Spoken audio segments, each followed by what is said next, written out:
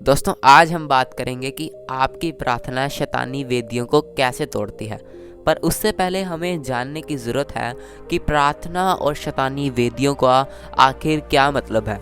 तो प्रार्थना का मतलब मैंने आपको बताया है कि परमेश्वर से बातचीत करना, और शैतानी वेदियों का मतलब है वो वेदी, वो अल्टार जो शैतान ने आपके खिलाफ और आपकी आत्मिक ज़िंदगी के विरुद्ध खड़ी की है। पुराने समय में जब भी किसी को परमेश्वर से प्रेयर करनी होती थी तो वो सबसे पहले एक वेदी बनाता था और अपनी भेंट परमेश्वर को उस वेदी पर चढ़ाता था, और यहोवा परमेश्वर उस भेंट को स्वीकार करते थे। आज हमें भी एक प्रार्थना की वेदी बनाना ज़रूरी है और उस वेदी पर अपने समय यानी कि टाइम की भेंट चढ़ानी ज़रूरी है, ताकि यहोवा परमेश्वर हमारी भेंट को स्वीकार करें। पर दोस्तों, शैतान नहीं चाहता कि आपकी भेंट यहोवा परमेश्वर तक पहुंचे, इसलिए ही वो आपकी ज़िंदगी के विरुद्ध पाप की वेदी, व्यभिचार की वेदी, नशों की वेदी खड़ा करके रखता है, ताकि आप कभी भी परमेश्वर को जान ही ना पाएं। तो अब सवाल ये है कि उन वेदियों को नाश करने के लिए हमें क्या करना होगा। दोस्तों, मैंने आपको बताया है कि आपकी मुसीबत जितनी बड़ी है, वो शैतानी वेदी जितनी बड़ी है, उतनी ही आपकी प्रार्थना की वेदी भी होनी चाहिए। जब आप प्रार्थना करते हैं तब आप शरीर में तो लड़ाई नहीं करते, बल्कि आप आत्मिक दुनिया में लड़ाई कर रहे होते हैं, और इस लड़ाई में आपको आत्मिक हथियारों की ज़रूरत है। जिस तरह इफिसियों अध्याय 6 उसकी 11 आयत में लिखा कि परमेश्वर के सारे हथियार बांध लो कि तुम शैतान की प्लानिंग्स के सामने खड़े रह सको। अब ये हथियार आपको परमेश्वर ही दे सकते हैं। आज मैं आपको ऐसी वीडियोस क्लिप्स दिखाऊंगा जिससे आपको अच्छे तरीके के साथ समझ में आएगा कि शैतान आपकी प्रार्थना को कैसे रोकता है और हम उसको कैसे हरा सकते हैं। तो चलिए शुरू करते हैं। दोस्तों, ये है आत्मिक दुनिया। परमेश्वर के सैनिकों ने शैतानी इलाके में बढ़ने की कोशिश की है, और बहुत कम सैनिक अपने प्रभु परमेश्वर की सेवा करने को तैयार होते हैं। शैतानी ताकतों ने परमेश्वर के सैनिकों के खिलाफ एक दीवार को खड़ा किया है। शैतानी दुष्ट आत्माओं ने सैनिकों के दिमाग पर पाप, व्यभिचार, नशों से भरे हुए तीर चलाने की कोशिश की है, पर उनका मन सोने के हेलमेट्स यानी कि वचनों से सुरक्षित है जो परमेश्वर ने उन्हें दिए हैं। हमारी सामर्थी प्रार्थना से शैतान का अंधकार नष्ट हो जाता है, यानी उसकी वेदी नष्ट हो जाती है। आज इस पूरी दुनिया में लगभग 7 बिलियन से भी ज्यादा लोग इस समय रहते हैं। अनगिनत और अनदेखी शैतानी ताकतें सब जगह हवा के समान हैं। हवा में एक आत्मिक जमीन है जिसे अंधेरे की चादर कहा जाता है, और ये ब्लैंकेट पूरी दुनिया के लोगों को दिखाई नहीं देता। ये चादर एक सख्त चीज की तरह है जो कि पूरी दुनिया की प्रार्थनाओं को रोकती है जब वो परमेश्वर से प्रार्थना करते हैं, प्रेयर करते हैं। शैतान, जिसे इस दुनिया का ईश्वर कहा जाता है, जिसने सभी अविश्वासी लोगों के दिमाग को बंद कर रखा है, अभी एक दुष्ट आत्मा आ रही है और वो एक मुसीबत को महसूस कर रही है, और वो शैतान को आकर कहती है कि मालिक मालिक मुसीबत आ गई है। शैतान कहता है क्या? वो कहता है घबराते हुए, वो कहता है कि एक बड़ी आग उधर मुझे दिखाई दे रही है। शैतान भी घबरा जाता है। वो देखता है कि एक बड़ी आग ऊपर की तरफ जा रही है आसमान में। शैतान कहता है कि दुष्ट आत्माओं, मैं चाहता हूं कि तुम उस आग को बुझा दो जो ऊपर की तरफ जा रही है। और वो कहता है कि इन मसीह लोगों को क्या दिक्कत है, जैसा मैंने कहता हूं वैसे उन्हें करना चाहिए।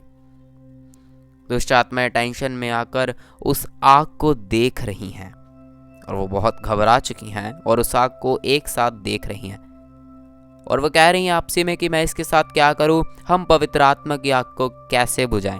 यानी कि जो शैतान है वो बहुत ज़्यादा टेंशन में आ चुका है, और दुष्ट आत्माएं आपसी ही में लड़ने झगड़ने लग जाती हैं कि अगर मैं तुम्हारी जगह होता तो ऐसा करता, ऐसा करता। पर कोई भी दुष्ट आत्मा पवित्र आत्मा की आग को रोक नहीं पाता। शैतान को समझ में आता है कि प्रार्थनाएं बहुत सामर्थी होती हैं, इसीलिए ही शैतान दुनिया की सभी दुष्ट आत्माओं को ये ऑर्डर देता है कि जाओ और हर एक परमेश्वर के बेटे बेटी को प्रार्थना करने से रोको ताकि वो उस आग से बाहर रहें।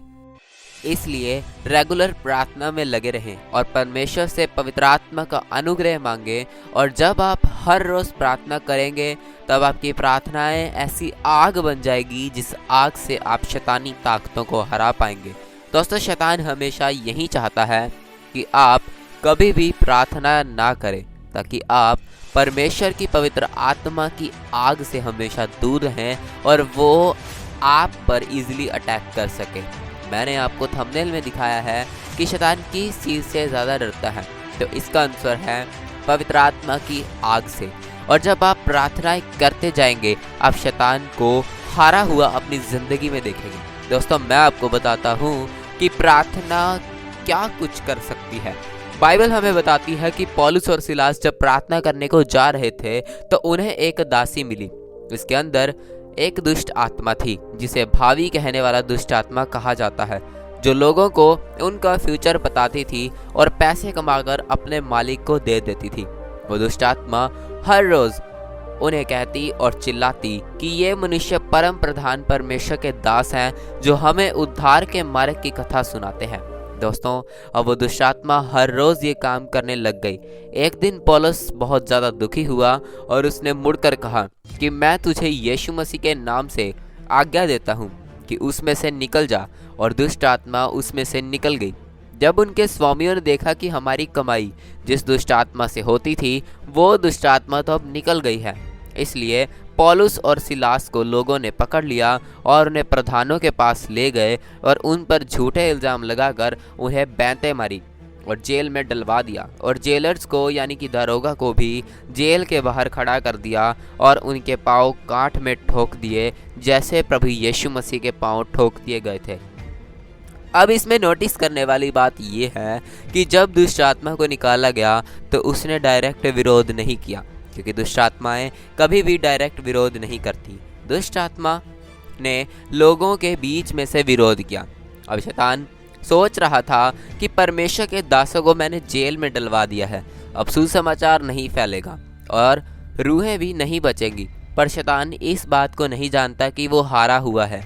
शैतान इस बात को भी नहीं जानता कि एक विश्वासी के घुटने टेकने से क्या कुछ हो सकता है। ये उसने पौलुस और सिलास को जेल में बंद कर दिया। अब शैतान ये भी सोच रहा होगा कि मैंने अपनी वेदी उनके खिलाफ कड़ी कर दी है, अब वो कुछ नहीं कर सकते। पर बाइबल हमें बताती है कि आधी रात के लगभग जेल में एक आवाज़ सुनाई देती है, हालेलुया के नारे सुनाई देते हैं। पौलुस और सिलास प्रार्थना करते हुए भजन वर्शिप कर रहे थे और सब कैदी भी उनकी सुन रहे थे।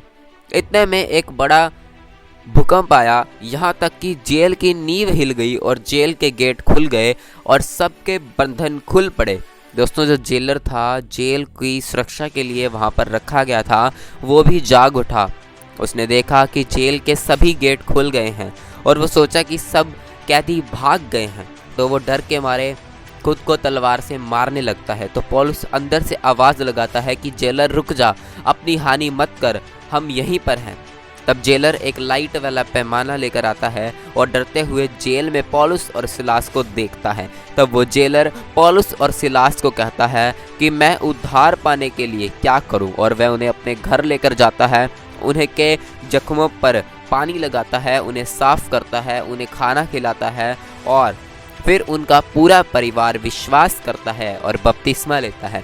दोस्तों, अब इसमें नोटिस करने वाली बात यह है कि पौलुस और सिलास हर रोज़ प्रार्थना करते थे, चर्च में जाते थे और परमेश्वर के कामों को पूरा करते थे।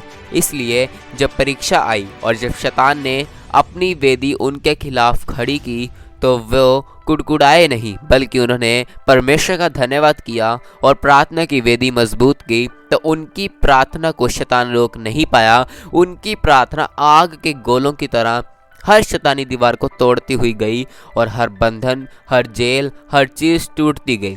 अगर आप भी हर रोज़ प्रार्थना करेंगे तो आपकी प्रार्थना भी एक दिन आग के गोले बन जाएगी जिसे शैतान रोक नहीं पाएगा।